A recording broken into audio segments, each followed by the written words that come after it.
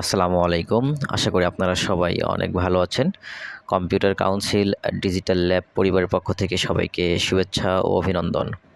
আমরা দীর্ঘদিন ধরেই বিভিন্নভাবে বিভিন্ন সোশ্যাল মিডিয়াতে শুনে যাচ্ছিলাম যে প্রতিষ্ঠান প্রধান, অধ্যক্ষ, সহকারী প্রধান শিক্ষক বা সহকারী সুপার যে নিয়োগগুলো এখনও প্রতিষ্ঠান থেকে কমিটির মাধ্যমে হয়ে থাকতো।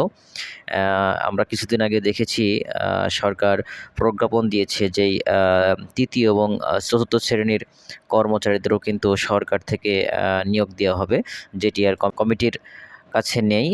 সেটার আলোকেই প্রতিষ্ঠান প্রধান, সহকারী প্রধান, পাশাপাশি অধ্যক্ষ এবং সহকারী সুপার এবং সুপারসহ এদের যে নিয়োগগুলো কমিটির আন্ডারে ছিল, সেই নিয়োগগুলো কিন্তু এখন আর তারা দিতে পারবে না।